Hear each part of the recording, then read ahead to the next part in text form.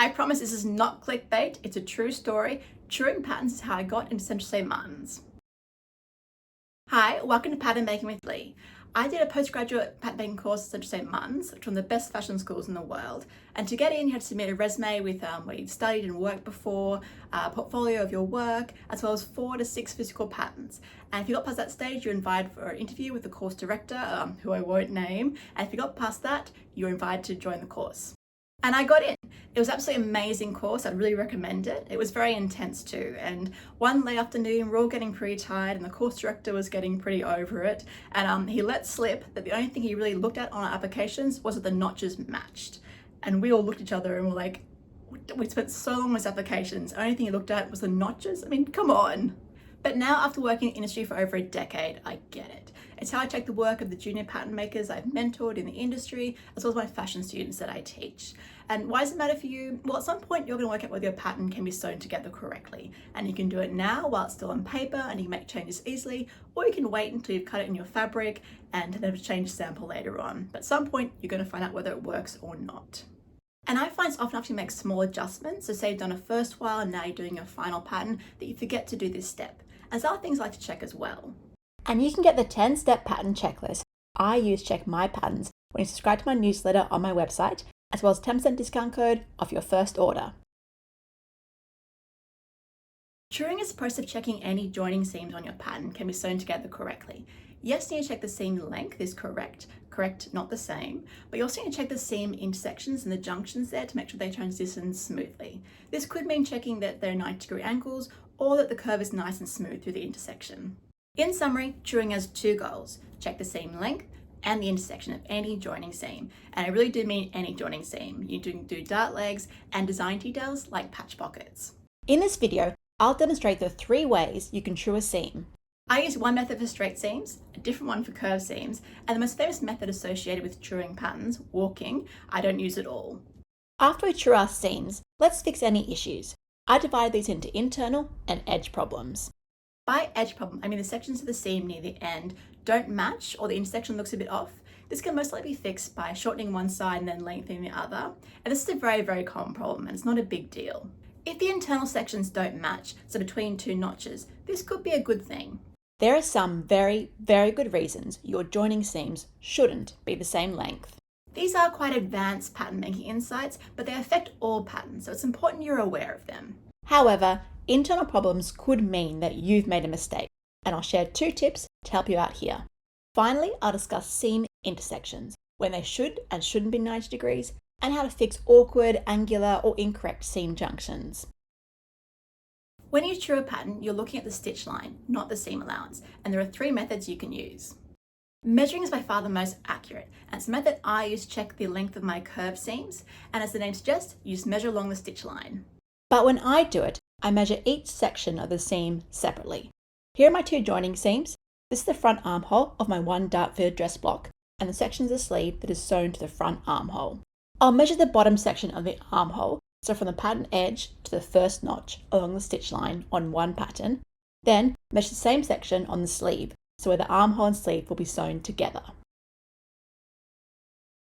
Measuring in sections might seem more time consuming, but if there is a problem, I know which section I need to adjust. And I'll go back and forth between the 2 patterns so I can remember the lengths easily. So I'll measure one section on the pattern, say it's 7 centimeters, go to the other pattern, measure the same section, great, 7 centimeters too. If there are any differences, I'll write the measurements down. Even if I know there should be a difference, like top of a sleeve head on a fitted dress will always be bigger than the armhole because it needs to be eased in.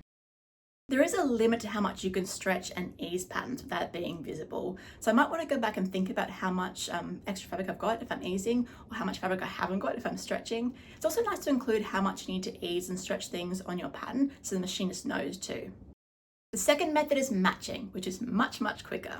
I use this method to measure the length of seams that are straight, and you just lie the stitch lines on top of each other like you would if you were sewing them, and check all the notches match up. I also use this method to check all my seam intersections. Your pattern paper does need to be slightly transparent to do this, like spot and cross paper.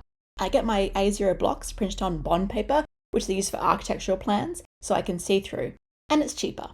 If you can't see through, you need to pull up or fold under the seam allowance so you can see what's going on. Walking is the most common method associated with drawing patterns, and here's why I don't use it. Walking is when you lie the joining seams on top of each other and rotate the top pattern as you go along the stitch line. I find this isn't very efficient though, especially on curved lines, because you need to do so many small rotations for the seam to stay on top of each other accurately. If you want to use this method, I recommend getting a pin and using it to hold the paper in place as you rotate it. They are the 3 methods you can use, and whichever one you use, you'll now know whether you have an internal or an edge problem. Let's tackle internal first. There are some very good reasons why your joining seams won't be the same length. An obvious example is our gathered skirts. Obviously the waistband and the gathered skirt pattern will be different lengths, and obviously if you have pleats or tucks, they'll be different too. To check patterns with folds, you can fold the pattern and use the measure or match method to check it. But what I want to focus on is 2 more advanced scenarios, the bias and contouring around your lumps and bumps. Let's start with bias. You can cut a whole pattern on the bias, like a bias dress, but what I'm referring to is when the seam itself is on the diagonal. So while the pattern is cut on the lengthwise grain, because the seam is diagonal, it is on the bias. And if it's on the bias, it means it will stretch when you sew it and during the life of the garment. So you need to make it shorter. This is very common on bust darts. Usually one leg is more on the diagonal than the other, which means the diagonal leg is cut on the bias of the fabric, and you need to shorten the leg because it will stretch more when it's sewn. This means the dart legs end up being different lengths on the pattern. Each fabric is different, but in this example, I shortened the leg by about 1 centimeter, so 3/8 of an inch. What will happen when you sew it is the seam on the diagonal there will be stretched slightly when you sew it to make it the same length. As I said, this is advanced pattern making, but if you haven't thought about it before, it could be the reason why you get puckering or slight gathering along any diagonal style lines. It's the bias stretching. Scenario 2 is easing and stretching over lumps and bumps on your body. An obvious one is having ease on the top of the sleeve head of a fitted dress. This allows the sleeve to shape over the top of the arm. An example of stretch is on the back of most good pant patterns, the top of the inner seam is stretched. This helps to remove excess under the crotch too and give it a nicer finish. Another common example of stretching is style lines and darts around the bust.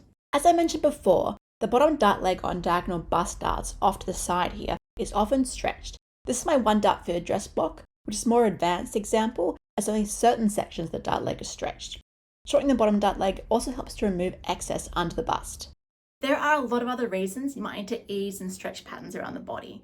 And if you remember my channel and you watch my How Professionals Rotate Darts, you'll know what I'm talking about.